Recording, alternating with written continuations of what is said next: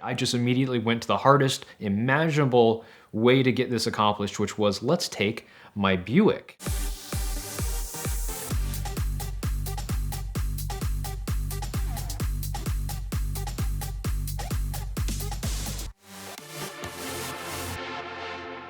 So I'm no stranger to buying cheap cars, usually really, really bad ones, and it's kind of become a problem. But one of my favorites that I ever did was probably about 6 years ago.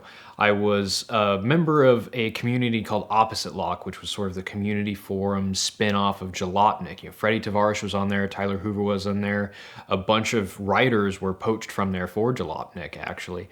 And it was a really big, booming community. And I was just scrolling through there like you do, and I saw a thread where a guy was like, Oppo, I really need some help. I was like, well, I'm a helpful guy. So I went in, and I was like, okay, what's going on? He said, I have this car. I'm trying to sell it and nobody will buy it. It's a 1993 Nissan Sentra SER manual. You know, it's the hot version of their cheap little two-door economy car. And I was like, that's a pretty neat car. So I go down in the comments and I was just, you know, being sarcastic because I'm very helpful. I was like, I'll buy that for $1. I'll give you $1 for it. And I thought nothing of it. And I go back and a little bit later and I check my notifications and he responded. He was like, sure, when can you be here? And then I just kind of had like a coming to the light moment, like, oh, what did I just commit to? I was like, okay, well, where's here? And I live in Wichita, Kansas, and he responded, Cleveland, Ohio. And I hop on Google Maps, I'm like, that's 1,000 miles away. I'll be there this weekend. And this was on a Tuesday. I had no plan other than that. So I rang a couple friends, and I rang my girlfriend at the time, who is actually my wife now. Apparently, she went through all this with me and still married me, so got a real one there, apparently.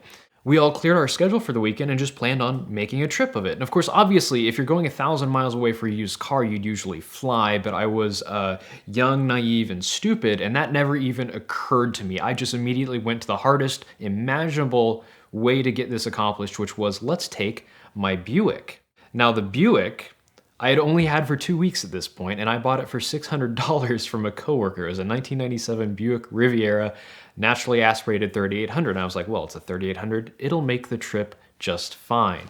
So the weekend came around. We got a terrible start on Friday. My girlfriend forgot some stuff. We had to turn around and go the opposite direction into the suburbs. We didn't get out of town until 7 p.m. that day. And this was after a day of work on Friday. So we started heading towards Cleveland. We drove all through the night and we ended up arriving in Cleveland about 8 in the morning and went to check this car. So we drove into Cleveland and headed to the address list. It was actually in a fairly nice part of town. The seller was living in his parents' house going to college, and he'd picked up a Pontiac Trans Am GTA, really big into the Radwood stuff, and he just couldn't afford to keep the two cars, and he'd been keeping the Sentra in some paid storage, so it was actually losing him money to keep this car, which is why he was willing to let it go to a good home for essentially free. Though I did bring a crisp $1 bill to give him at the tag office. The Sentra itself, it was in pretty poor shape. No AC, no radio. There was a rust hole in the floor that was fairly significant. There was no exhaust. Well, there was exhaust, but there was a big gaping hole right underneath, so all you could hear was uncorked SR20 the whole time.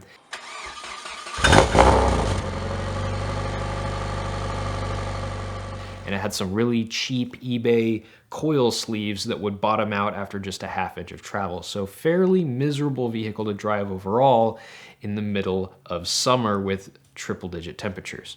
So we went to the tag office, got the title work all taken care of, and headed back home. And this was still no sleep, been up for over 24, 30 hours at this point, and we headed back.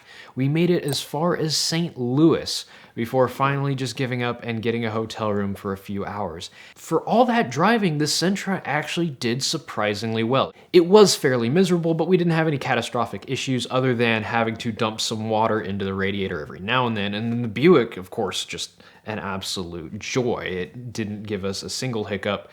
AC worked great. Sound system was fantastic. And the funniest part is they both got the same fuel economy. The Sentra got 30 miles a gallon, and the Buick also got 30 miles a gallon. After overnight in St. Louis, the car made it back to Wichita just fine, and we actually used it as a daily driver for the next 6 to 8 months. I put some factory suspension on it, did what I could to make it a little bit nicer, but eventually the Nissan-ness just caught up to me, and the SR20 did spin a couple of bearings. I think the thrust bearing went out, and I ended up taking it to a Nissan recycler who was able to get the enthusiast parts out of it that other cars could use and give them a second chance at life, especially the transmission, which did not have the very common SER issue of popping out of fifth gear under load. So the car did live on in a way, and it was the best $1 that I have ever spent. Though I did find out later when I was having a bit of a nostalgia trip looking at pictures of old Sentra SERs that it wasn't a real SER. It had the deck lid and it had the engine and transmission, but the interior was completely different,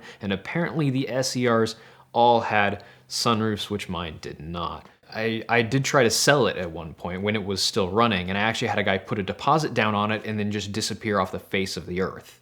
And I did make very clear to him that it was a non-refundable deposit, because he was like, I don't have the money, I'll give you some now if you'll hold it. And I was like, okay, but I'm not going to hold this forever.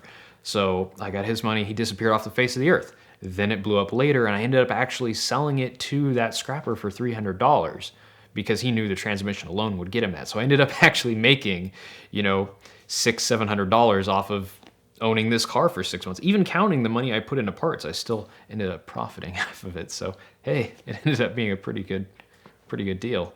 So maybe after all that, I did overpay for what I get. I really should have asked for a bit of a discount since it was a fake, but I can't say I regret the experience. It was a great time with 2 great cars and some pretty great friends, and I would definitely do it again, and I do keep doing it. I keep finding those deals, getting those cheap, crappy cars, dragging them back to my house, and making what I can of them. And in fact, I'm in the process of doing that right now with yet another old 90s Sentra, and I can't wait to see how that goes.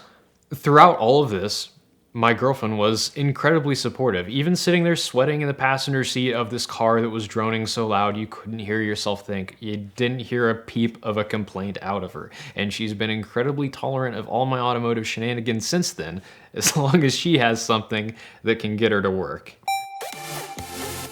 Patrick Adair Designs makes some of the coolest rings out of the most interesting and exotic materials on earth. Whether it's a wedding band, a fashion ring, or just whatever reason you want to wear a ring, he and his team have an amazing selection of awesome products that I'm sure you will love. Last year he made me this ring and a series of rings out of one of the broken wheels from an old Lamborghini that I had. And so we're going to do some collaborations on other exotic car part inspired rings, but check them out today at the link in the description below. Use the code VINwiki for a discount and thank them for their support of VINwiki.